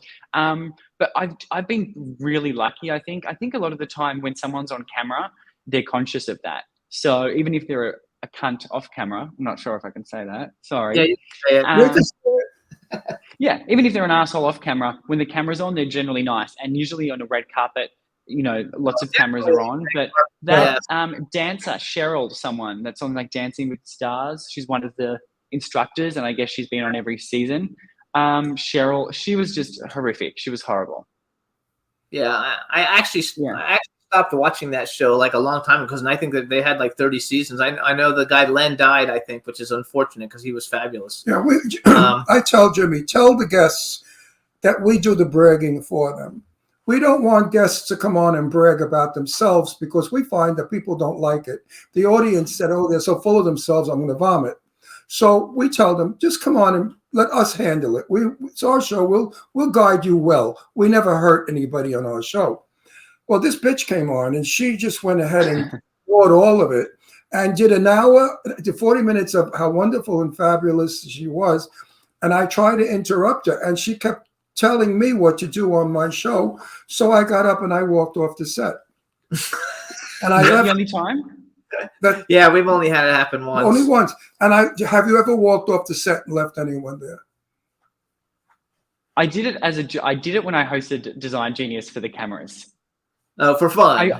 I'm not a walk off set sort of guy, but I did it. There was this. Oh no, actually, I did it on purpose. I did it for the cameras, but I also wanted to walk off set. One of the designers was bullying one of the other designers because I guess there were two black women, and they were going at each other throughout the competition. But this one girl was sort of gaslighting her. Great show that was. Yeah. And anyway, she was bullying the other girl, and I just had enough. And she'd lied to everyone and had said that this woman had attacked her. And we went through the footage. We had to stop shooting for 6 hours, every frame, and we proved that she was wrong. And then she said, well, that was my reality. And I just thought, you just are so fucking dumb. Like, I've watched cameras back for 6 hours. Like, I'm done. You're a bully. You're a liar. And I just walked off. So when you were like growing up, what did you want to be when like did you always fashion yourself as being, like a TV host or a red carpet interviewer, or because you've done everything. You're in reality TV. You're kind of like done it all, like anything that has to do with real life. He's current. He does everything that's current. So what is it that you set out to do, and are you doing what you set out to do? Kind of. I guess it's my life is still hopefully got many years to go, but as soon as I was a kid, I think I saw Oprah, and obviously she's a completely different, that's a different beast. But I was like, I want to do that. And I think as early as 3, I recognized that, as soon as I could recognize what a TV host was, I just knew that was what I was meant to do. I love it. I mean, I think that's really cool. Would you go out with a guy? I don't know how old you are. I'm not going to ask you. Would you go 29. out with 29. So he's like a baby. Okay, good. Would you go out with a very handsome, tall, lovely man who lives in New Orleans? Ooh. He's an actor, and he's my daughter's very best friend, and he's a wonderful person. I couldn't recommend anyone better. And he came out of a relationship where he was abused and used verbally because the partner was jealous of his work as an actor. And he was very upset about it. And he's the marrying kind. So if you're not looking for, if you're looking for one night, I guess he would do that too. But, but basically, I think he's a romantic. You're a romantic. Oh, if you're then this guy's for you. If you're a romantic, this guy's for you. He is just. I love him. If I wasn't with this old bag and I was 20, I would be with him. I would have gone out. No, seriously. Wait a sec. Are you a romantic or not? I think you are. Yes, he is a romantic. I am. I think that's what life's about. Life is about, having the most beautiful experiences. And that's a part of it. It's like, why wouldn't you try and create romance and beautiful experiences between the person you love? Or so let's get You're making a marriage. I know, but I don't want to do that. Wait a minute. So when you're ready, I will call him because he wants to come to LA now anyway for a visit. And then you will meet him. And if anything works out, he'll move to LA because he's lived in LA before. He just goes to New Orleans because there's a lot of work in New Orleans, a lot of film work. And he's from New Orleans. Okay, anyway. We'll see what we can. I like that. Oh, he's really good looking. I want to go back to so I'll have to get his name afterwards. Give us an idea, like someone who's well enough to know that we'll know what they look like. Who are some of the different people who you find, whether they're gay or straight, but just who are some of the people that you find attractive? Ron Russell, of course. Besides us, besides like, are you ready? Like I've always liked Malcolm McDowell. Like that's how the first time I met, I knew Malcolm McDowell already before that night. The first time I met him, I told him I was at a convention and I whispered in his ear. I said, "I know you're straight, but if you were gay, I would rock your world." And we became friends. We've been friends ever since. So like, who is somebody? But who are some people like that are kind of well known that you think are attractive?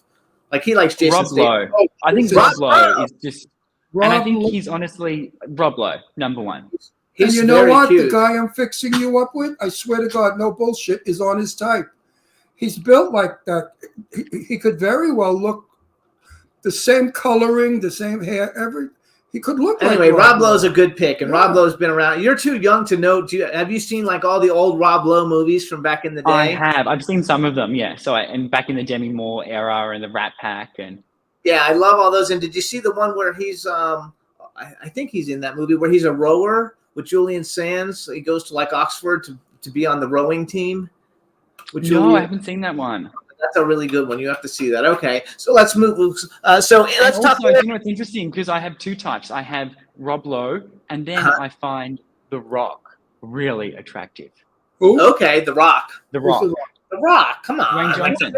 Like he's the biggest movie star in the world. He gets like $50 million a movie. The Rock, the really big guy with the big tattoo all over his chest. The guy that was in that Shazam. I know he was in Black Adam. No, he was in the jungle there with. Oh, I think he was in Jungle Cruise too. Yes, he was in. I love him. He's great. He's not my type. Like, he's a Hawaiian fellow. Yeah, right? he's the Hawaiian guy. Yeah, he's not my type. It's funny. They're so different, but I think sometimes like he's just so big and so masculine that it's like it's attractive. I like Jason Statham because he's cute, and I love the way he beats everybody up. He does it. 10, 12 guys are coming at him. He knocks them all out in the movies, and I just find that so amusing. Of course, it's ridiculous. But I just love this. I don't know, something about Jason. I mean, I always had a thing for English guys anyway. So go to who? Okay, so like interviews. You've interviewed. I mean, you've interviewed a lot of people. I know, just being on all these different red carpets. Who's like someone that you would love to interview that you haven't had a chance to interview? Or let's say you're going to book your next huge guest for Dream Come True, your podcast, and it can be anybody living or dead. Who would you want to interview? Ron Russell, of course. No, of course, Jimmy Starr and Ron Russell, number one. But I have three megastars, well, two megastars and one famous sort of person that I haven't interviewed that I want to. Oprah, Mariah Carey, and this one's random, Hilary Duff. I love her. I love Hilary Duff. I reach out to her all the time to get her on this show. She never seemed to have gotten it going. Hilary Duff, she was like the most famous person in the world, like the famous. When? For a minute? No, for like 10 years. She was Hilary like Duff? Yeah. I must have been in a coma then too. I love her. Matter of fact, she's consistently worked. She did that song where she went to the music school. I forgot the name of that movie, but like Raise Your Voice. Raise Your Voice. I love that movie. I've seen it like 50 times. I love that voice. And the guy who she falls in love with in that movie, the singer guy, I love him. I've always tried to find him, but he doesn't really have social media because I would love to have him on the show because I love that guy. I think they're terrific. For me, I've interviewed so many, but the only one that really ever was my love of my life was Jane Russell. When I interviewed my Janie Poo, you know who Jane Russell is? I do. And that was the interview that I loved the most, and I watch it often because I'm going to cry. Wait. Because I miss her a lot. Who was the second person? I heard Oprah. What was the second one again? Mariah Carey. Oh, okay. I love Mariah Carey. I've heard she's difficult, and I don't know because I've never met her. And you never know with people because lots of people tell me people are difficult, and I meet them, and I don't have any problem at all. So, but I think that Mariah Carey is one of the greatest singers to have ever walked the planet. And when she sings "Fly Like a Bird" and hits those high notes, like nobody on the planet can hit those. Patti LaBelle can. Yeah. So I agree with you. I would love to interview Mariah Carey. I would love to go see her live in concert too. So where she's just I saw her at Madison Square Garden at Christmas time, and she's still there is something that's out of this world that it's almost like she's talking to the angels, like that frequency of how high she can get. Like she's phenomenal. Apparently she loves the gays, especially the British and the Australian gays. So I think I'd have a good time with her because she loves an accent. So yeah, we had Guy Sebastian on our show. He's huge. He's huge. And I know that he's really, really big there. It was a long time ago. We had him on the show when he when he did his first tour of the United States after winning Australian Idol or whatever he won. I don't know what he won. Was it Australian Idol or something that he won? Yeah, he was the first winner, but he's almost like it's almost like the people that win first, like Kelly Clarkson, have a career for life, and then everyone else, doesn't have a career at all for the most part. But he's huge. He's like the biggest pop star in Australia. I love him. Yeah, I want to get a little 2 minutes. You have 2 minutes. Oh, I want to get serious for a minute. We have a wonderful friend of ours who is a producer, and he's having difficulty with a green card because he's from Germany. Are you having difficulty getting a green card? And how do you feel about these people just coming into our country without a green card and being given everything. And you people who are valuable people, productive people, working people, are you having difficulty with your green card? Yes, and I've worked here for 10 years. I mean, you've shown my resume. It's appalling. It's appalling. Yeah, and it's so difficult. They make it so hard, and the whole thing is like you're going to mooch off the government in the US. And as much as I love America, if I wanted to mooch off the government, much better to do it in Australia. Free healthcare, like $800 a week, like so much better to mooch off the government if that was my intention. So it's really it's very difficult if you come from a first world country to, from stay Germany. in the US. It's really hard. Really hard. He's one of the best movie directors. It's Marcel on the planet. Marcel Waltz, who is a wonderful, wonderful producer. He does great films. And he has... he knows Marcel because we invited him to the Pretty Boy. Oh, yes, I know him. I've met him. I know him very well. Marcel drives a $140,000 BMW. He lives in a magnificent home. He's productive. His husband is an airline pilot. We only have like a minute. We don't even have a minute. For a German airline, he is financially fit. There's no way he's mooching off the government. But it's okay for these people to come in illegally and mooch off the government. That's okay. But productive people that are working, we gotta go. It's not. So you guys listen. I wish you to get a green card if that's what you want. Go. Yes, and I agree with you, Ron. Make We're sure on the same page. Check out the Dream Come True podcast by Dan Babic. it. His Instagram is Dan Babic, DanBabic. Any events we have coming up, if anything comes up, I'll make sure, because I just forgot, because we haven't seen you, to invite you, because we love seeing you. Yeah, and I do. if you got anything to promote, let us know, and we'll help any way we can. Amazing, guys. And next time Gizmo's coming, I don't care who's in the recording studio. We'll he's come in gonna a couple come out. weeks, and we'll do it again. Yeah. All right, Okay, cool. great. Thank you so much, guys. I'll be in Bye. touch with you about the guy. All right. Ooh, yes, I'm interested now. I'm very interested. Everybody, thank you We'll so talk much. private. We'll see you guys next Yes, week. sounds good. Thanks our guests, Take Tamara care, Glynn Danny. and Dan Babic. We'll see you guys next week. Sorry we went over time. Bye. Can turn out to be so wrong.